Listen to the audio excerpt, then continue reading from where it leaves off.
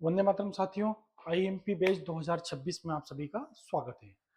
आपका फसल उत्पादन का आखिरी चैप्टर, ठीक है, चैप्टर नंबर 20 भू सर्वेक्षण लैंड सर्विंग के बारे में हमको पढ़ना है। ठीक है, अब चैप्टर आपके यानी कि ये वीडियो आपकी 2026 बोर्ड एग्जाम के लिए आखिरी वाला होने वाला है, तो इसलिए बहुत अच्छी तरीके से सारे वीडियो को आप लोग अच्छे से देखें, ठीक है, ताकि आपका बोर्ड का रिजल्ट बहुत अच्छा हो।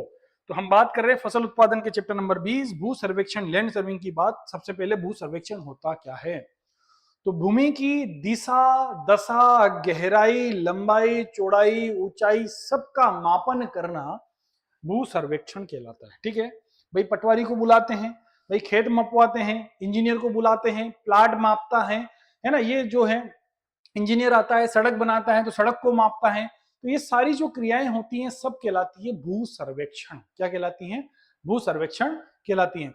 कई बार हम बात करते हैं गहराई मापना, तो भाई बोरिंग कर रहे हैं, पानी की गहराई वगैरह, ठीक है, ये कुएं की गहराई, ये सारी चीजें ज्ञात करना क्या कहलाता है? भू सर्वेक्षण के अंतर्गत आना है। पृथ्वी है गोल मटोल, ठीक है।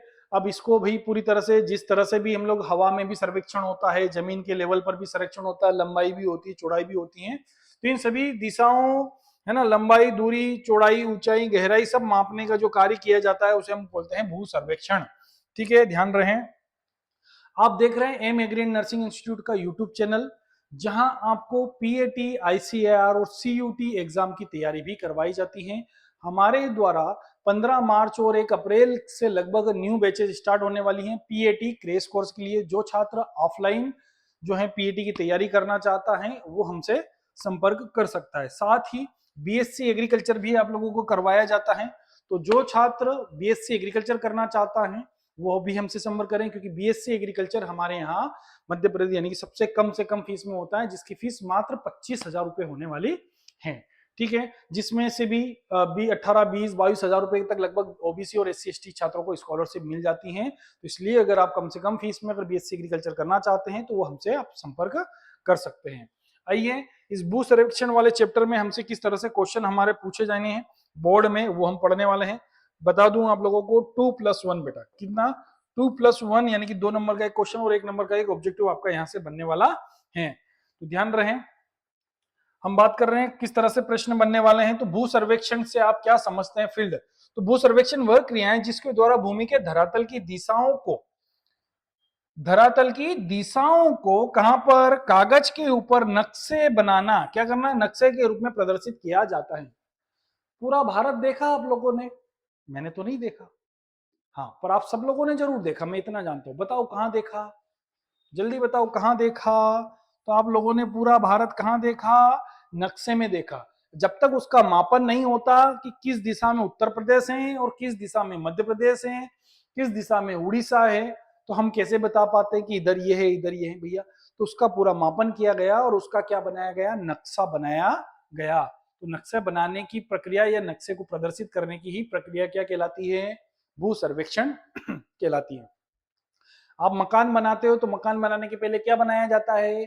नक्शा बनाया जाता है। नक्शा यानी कि कहाँ बाथरूम होने वाला है, कहाँ बेडरूम होने वाला है, कहाँ किचन होने वाला है, ठीक है ना। तो वो भाई जगह तो है, जगह तो हमको पता है कि 20x50 की है हमारे पास, पर वो कैसे है? तो उस 20x50 को कहाँ प्रदर्शित करोगे? नक्शे पर प्रदर्शित करोगे, तब जाकर हमें सारी चीजें समझ में आ जाएगी। ठीक है, ऐसे ही हम लोग देखते हैं भाई, पूरे जिले का नक्शा देखते हैं, उसमें हमारी जमीन, हमारा गांव कौन सा है, हमारा रकबा कितना है, कहाँ कौन सा आ रहा है, तो सारा नक्शे पर। ये सब किसके द्वारा संभव हुआ बेटा? भू सर्वेक्षण के द्वारा ही संभव हुआ। सॉरी, खांसियां आ जाती है भाई, ठंड का थोड़ा सा मौसम चल रहा है, कुछ थोड़ा बहुत खाने पीने में आ जाता है, तो बोलने में थोड़ा सा आ जाती है ना, तो उसके लिए माफी चाहेंगे आप लोगों से। लगभग मुझे लगता है कि यार सभी वीडियो में आप लोगों को कहीं ना कहीं सर की खांसी सुनने को मिली होगी, है ना। तो ये बोलने पर आ गया, ठीक है ना। अब क्या कि हमारे पंखे वगैरह सब बंद है, वीडियो में क्लियर आवाज नहीं आती है, तो सफोकेशन भी होता है, तो इस कारण भी कई बार उलझन आ जाती है ना। कोई बात नहीं, आगे भू सर्वेक्षण के महत्व लिखिए। तो इसके द्वारा कृषि क्रियाओं को उचित ढाल के अनुसार किया जा सकता है। तो भाई भू सर्वेक्षण क्यों करोगे? तो क्रियाओं को उचित ढाल के अनुसार किया जाता है, यानी कि जिधर ये ढाल जैसे नहर वगैरह बनाई जाती है तो उसके लिए भी भू सर्वेक्षण किया जाता है। भाई ढाल इस तरह है तो भाई नहर भी इस तरह आना है, पता चल रहा है इस तरह ढाल जा रहा है, तो उसको क्या करना पड़ेगा? व्यवस्थित आपको करना पड़ेगा। वृक्षारोपण द्वारा जंगलों का निर्माण, तो ये भी किसका भू सर्वेक्षण के हैं। इसके द्वारा किसी निश्चित क्षेत्र का बंटवारा किया जा सकता है, भाई जरूर, क्योंकि भू सर्वेक्षण के द्वारा ही तो बंटवारा होता है। जब तक सर्वेक्षण नहीं होंगे जब तक भाई बंटवारा कैसा होगा, जमीन का नहीं होगा, है ना, क्योंकि आपको बांटना पड़ेगा, क्योंकि नापा तोली करना पड़ेगी तभी जाकर बंटवारा होगा। तो ये हुए भू सर्वेक्षण के हमारे महत्व। क्षेत्र पुस्तिका किसे कहते हैं, इसके उपयोगिता लिखिए। क्षेत्र पुस्तिका यानी कि जो पटवारी अपने हाथ में रजिस्टर लेकर आता है, उस रजिस्टर को हम बोलते हैं क्षेत्र पुस्तिका। क्या बोलते हैं दोस्त, क्षेत्र पुस्तिका। तो यह भू सर्वेक्षण करते समय ज्ञात मापों को अंकित करने की एक पुस्तक होती है, क्योंकि जहां जहां जितना मापन होता है उसको लिखने का ये किताब होती है, जिसके प्रत्येक पृष्ठ के मध्य में दो समांतर रेखाएं खींची होती हैं बराबर, है ना। इसके मध्य में आधार रेखा में लंबाई लिखी होती है और इसके पश्चात भिन्न भिन्न लंबाइयों की दूरियां दाईं तथा बाईं ओर लिखी होती है। तो ये अलग अलग लिखने का इसका अलग तरीका होता है, नीचे से ऊपर की ओर इसमें लिखा जाता है। तो ये भी आपको ध्यान में रखना है कि जिस किताब को हम उसे बोलते हैं क्षेत्र पुस्तिका। अगली बात करें रेंजिंग रॉड की, करते समय ध्यान रहने योग्य 4 बातें लिखिए। तो सर्वेक्षक को दंड से कुछ पीछे खड़ा होना चाहिए, ठीक है। रेंजिंग करते समय यानी कि जो भी रेंजिंग हम लोग कर रहे हैं, तो सर्वेक्षण को दंड से कुछ पीछे खड़ा होना चाहिए, क्योंकि दंड स्पष्ट दिखाई देना चाहिए। दंड सीधा खड़ा किया जाना चाहिए, तिरछा विरछा होगा तो कम ज्यादा एक आध कड़ी इधर उधर हो जाएगी तो भाई माथे फाड़ हो जाएंगे। पता है आप लोगों को कि 1 इंच भी इधर उधर जगह खिसकी कि दिल लट, अभी तो यही चल रहा माहौल, ठीक है ना। तो इसलिए इसका बड़ा ध्यान रखना पड़ता है। रेंजिंग दंड के निचले सिरे से सही करना चाहिए, क्योंकि ऊपर से नापातोली नहीं होती, जमीन के बिल्कुल फ्लैट जगह से ही आपको करना चाहिए। तो ये आपको ध्यान में रखना चाहिए।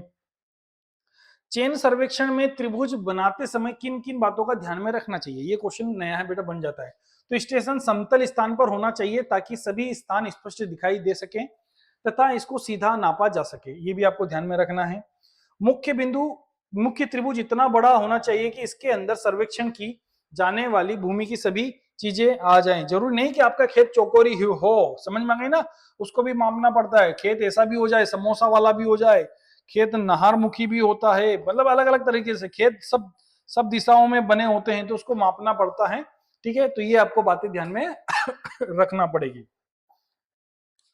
बहुकल्पी प्रश्न किस तरह से इसमें आने वाले, तो सर्वेक्षण में लक्ष्य दंड की लंबाई कितनी होती भैया, तो 6 फीट होती है, ये आपको याद रखना, रट लो।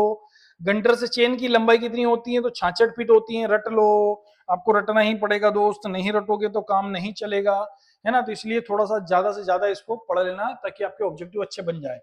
गंटर से, क्योंकि भाई क्या होता था बोर्ड में एक समय था कि जब पहले बोर्ड के पेपर होते तो बोर्ड स्पष्ट कर दिया जाता था कि चैप्टर नंबर 5 से सिर्फ आपके ऑब्जेक्टिव पूछे जाएंगे, 3 नंबर के, इसके अलावा कुछ नहीं आएंगे। जिस चैप्टर से आपका 4 नंबर का क्वेश्चन आना, उस चैप्टर से मात्र 4 नंबर के क्वेश्चन आएंगे। जिस चैप्टर से 5 नंबर का क्वेश्चन पूछा उससे 5 नंबर का ही आएंगे। अब पता नहीं बोर्ड का क्या दिमाग फिरा, समझ ही नहीं पड़ रही है। तो पर लगभग मैक्सिमम चैप्टरों से ऑब्जेक्टिव कर दिए, मतलब सब दूर से आपको पढ़ना ही पढ़ना है, गिचिड़ पिचिड़, जहां से प्रश्न पूछना उससे ऑब्जेक्टिव है, 2 नंबर का पूछना उससे ऑब्जेक्टिव है, 4 नंबर का पूछना उससे ऑब्जेक्टिव। बता नहीं बोर्ड ने क्या गिचिड़ पिचिड़ कर दिया, समझ ही नहीं आ रहा कि सब चैप्टरों से ऑब्जेक्टिव, ठीक है। कोई बात नहीं, हम पढ़ाने वाले आप पढ़ने वाले, कोई तकलीफ नहीं, बोर्ड कहीं से भी पूछ ले, सारे क्वेश्चन आने वाले, ठीक है। तो गंटर्स चेन में प्रत्येक कड़ी की लंबाई कितनी होती है, 0.66 फीट, क्योंकि पूरी लंबाई कितनी थी 66 फीट, क्योंकि कड़ियों की, इसके अंदर कड़ियों की संख्या होती है 100। तो 100 से यहां पर आपको क्या कर देना है दोस्त, भाग दे देना है। तो भाग दे दोगे तो एक कड़ी की लंबाई आपकी आ जाएगी, ठीक है। गंटर से जरीब में कड़ियों की संख्या होती है, ये पूछ रहा हूं भैया वापिस, कितनी होती है 100, ठीक है। लंबाई कितनी होती है 66 फीट, तो इसका इसमें भाग दोगे तो क्या आ जाएगा 0.66, आपका आंसर आ जाएगा। अगला प्रश्न है इंजीनियरिंग चेन में प्रत्येक कड़ी की लंबाई कितनी होती है, 1 फीट होती है, ये आपको ध्यान में रखना है। रिक्त स्थान की पूर्ति कीजिए। प्रत्यक्ष का ढाल नापने के लिए उपयोग किया जाता है, तो डंपी लेवल, यानी कि ढाल मापने के लिए, प्रत्यक्ष ना भी लिखो तो चलेगा, ढाल मापने का यंत्र है कौन सा, डंपी लेवल, आपको ये भी याद रखना है दोस्तों। अगला आता सर्वेक्षण में क्षेत्र पुस्तिका का आकार होता है तो 20 सेंटीमीटर इंटू 12 सेंटीमीटर। अभियंता चेन यानी कि अभियंता यानी कि इंग्लिश में क्या कहा जाता है, उसे इंजीनियर कहा जाता है, कि लंबाई कितनी होती है, तो 100 फीट पड़ गए। गंटर्स जरीब की लंबाई 66 फीट, अभी पढ़कर आए। रेवेन्यू जरीब की में कड़ियों की संख्या तो 16 होती है, कितनी होती है 16, कड़ियों की संख्या टोटल 16 होती है। रेवेन्यू जरीब की लंबाई 33 फीट होती है जल्दी बताओ कितनी होती है, रेवेन्यू जरीब की अभी 33 फीट होती है, बराबर, सत्य है बेटा। अगला रेवेन्यू चेन की लंबाई 66 या 100 फीट होती है, असत्य। गंटर्स जरीब में लटकन की संख्या 10 होती है, असत्य नहीं, है ना। गंटर से, क्योंकि जब गंटर जरीब में होती हैं तो कितनी कड़ियों की, प्रत्येक अलग कड़ियों के बाद, जैसे दो नोक, एक नोक वाली लगी होती है 10 कड़ियों के बाद, 20 कड़ियों के बाद दो नोक, है ना, अलग अलग लगे होते हैं छल्ले। गंटर्स जरीब की लंबाई 66 फीट होती है, सत्य होती है। गंटर्स चेंज की लंबाई 100 फीट होती है, असत्य नहीं होती है। गंटर्स और रेवेन्यू से ही पूछ लिया पूरा ऑब्जेक्टिव, ठीक है, तो थोड़ा सा आपको ध्यान में रखना है। जोड़ी मिलाओ भैया, गंटर्स जरीब या लक्ष्यदंड या ऑप्टिकल क्या है, तो आपको ध्यान में रखना है, ये एक प्रकार का भू सर्वेक्षण है। ये सभी यंत्र किस में काम में आते हैं, भू सर्वेक्षण में काम में आते हैं। अगला, नीचे से ऊपर की ओर लिखते हैं, किस में लिखते हैं, तो क्षेत्र पुस्तिका में। किस में लिखते हैं, तो ये आपको याद रखना, क्षेत्र पुस्तिका में। इंजीनियरिंग चेन की लंबाई होती कितनी होती है, अभी पढ़कर आए, तो 100 फीट होती है। रेवेन्यू चेन की लंबाई कितनी होती है, तो 33 फीट होती है। और 10 वर्ग गंटर्स जरीब बराबर कितना होता है, 1 एकड़ होता है। 10 वर्ग ऐसे भी लिखा जा सकता है ना, 10 वर्ग गंटर जरीब कितना होता है, तो 1 एकड़ होता है। ये आपको ध्यान में रखना है। क्षेत्र पुस्तिका में लिखने का क्रम क्या होता है, अभी बताया था बेटा, नीचे से ऊपर की ओर क्या लिखना है, नीचे से ऊपर की ओर उसमें लिखा जाता है, और हमेशा पेंसिल से लिखा जाता है प्रथम बार, ये भी आपको ध्यान में रखना है।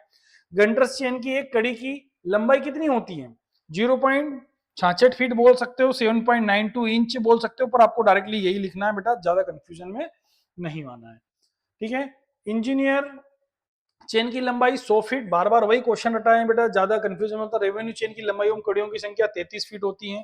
जरीब की सहायता से दो बिंदुओं के बीच माने गए स्टेशन से होकर सीधे नापने की क्रिया कहलाती है रेंजिंग, ठीक है। नापने की जो क्रिया है उसे हम क्या बोलेंगे, रेंजिंग, ठीक है। दो स्टेशन मतलब यहां से यहां की दूरी, तो याद रखे भाई, दूरी तभी पता कर पाओगे जब आपके पास दो स्टेशन होंगे, उज्जैन से इंदौर। क्योंकि भाई मुझे उज्जैन से जाना है, कहाँ जाना है, अब जब तक आपको मालूम नहीं होगा तो दूरी आप नहीं बता पाओगे। तो मुझे उज्जैन से इंदौर जाना है, तो भाई मेरे उज्जैन यानी कि पहला पॉइंट ए, और इंदौर आपका हो गया बी, तभी तो इसके बीच की क्या बता पाओगे आप, दूरी बता पाओगे, अन्यथा नहीं बता पाओगे। समझ में आ गई ना, मेरे को यहां से वहां तक की लंबाई कितनी है, कितने किलोमीटर, वहां क्या होता भाई, वहां भाई यहां से वहां चले जाओ, वहां भाई अगला सीधा पृथ्वी खत्म हो जाएगी वहां में, तो है ना। तो लंबाई पता नहीं करी, आपके पास क्या होना चाहिए, दो बिंदु होना चाहिए, तभी आप दूरी बता पाओगे, ठीक है। तो ये आपको ध्यान में रखना है, ठीक है। इसी प्रकार फिर याद दिला देता हूं, आप लोग देख रहे हैं एम इंस्टीट्यूट का डिजिटल प्लेटफॉर्म यूट्यूब चैनल, ठीक है, जहां पर हमारे द्वारा पीएटी, सीयूटी, आईसीआर की तैयारी करवाई जाती है। और क्रैश कोर्स पीएटी का 15 मार्च और 1 अप्रैल को प्रारंभ हो रहा है। ऑफलाइन ज्वाइन करना चाहते हैं तो दिए हुए नंबर पर आप लोग संपर्क कर सकते हैं। साथ ही बीएससी एग्रीकल्चर, क्योंकि मैक्सिमम छात्र 12वीं पास कर लिए हैं, तो बीएससी एग्रीकल्चर तो आपको करना ही है, तो सबसे सस्ता बीएससी एग्रीकल्चर करने के लिए हमसे संपर्क करें, ठीक है। क्योंकि लगभग कम से कम 25,000 रुपए फीस में, बिल्कुल मिनिमम फीस में, वो भी 18-20,000 रुपए की स्कॉलरशिप के साथ में आप लोगों को बीएससी एग्रीकल्चर करना मिल जाएगा, ठीक है। तो जब भी ऐसा हो, दिए हुए नंबर पर आप लोग संपर्क कर सकते हैं। और कहीं भी एडमिशन लेने से पहले एक बार हमसे जरूर संपर्क करिए, ताकि हम थोड़ा सा आपको अच्छे से अच्छे गाइड कर सके, ठीक है। तो आई होप आप लोगों ने बहुत अच्छे वीडियो देखे होंगे, छुट्टियों में बहुत अच्छी तैयारी करी होंगी, तो मैं उम्मीद करता हूं कि आप पूरा पूरा पेपर अच्छे से सॉल्व करके आए, ज्यादा से ज्यादा ऑब्जेक्टिव टिक लगाकर आए, ताकि आपका परसेंटेज बहुत अच्छा बने, ठीक है। मिलते हैं, किसी भी प्रकार की एग्रीकल्चर में डाउट, बीएससी में, पीएटी में, आईसीआर में, कहीं भी आप एडमिशन लेना चाहते हैं, तो अगर कोई डाउट आपके मन में होता है या कोई जानकारी हमसे लेना चाहते हैं, तो दिए हुए नंबर, यानी कि नंबर कहाँ गए बेटा, ये रहे, दोनों प्रकार के नंबर आपके हैं, किसी भी नंबर पर आप हमसे संपर्क कर सकते हैं। किसी भी प्रकार की आपको कोई समस्या आती है तो हम एग्रीकल्चर क्षेत्र में आपका पूरा पूरा सहयोग करेंगे, ठीक है। इसी के साथ आप लोगों को हम कहना चाहेंगे भैया कि बहुत अच्छे से पेपर आप लोगों को लिखना है, ठीक है। और सभी को बेस्ट ऑफ लक अपने आने वाली एग्जाम के लिए, अच्छे से आप तैयारी करें, और सारे बोर्ड एग्जाम या बोर्ड में जितने भी आने वाले क्वेश्चन को बहुत अच्छे से आप लोग सॉल्व करें, ठीक है। मिलते हैं, किसी भी प्रकार का अगर सहयोग की आवश्यकता होगी, यानी कि एग्रीकल्चर, भाई और कोई सहयोग की बात नहीं कर रहे हैं भाई, एग्रीकल्चर में पढ़ाई, कॉलेज, यूनिवर्सिटी से रिलेटेड अगर आपको कोई डाउट आता है तो आप हमसे संपर्क कर सकते हैं, ठीक है। मिलते हैं जब भी ऐसा मौका मिलेगा तो, ठीक है। आप लोगों का आज पूरा जो है कृषि के तीनों सब्जेक्ट का दी एंड, ठीक है। अच्छा, मैं उम्मीद करता हूं आप लोग अच्छा रिजल्ट बनाकर लेकर आए, ठीक है। मिलते हैं, वंदे मातरम।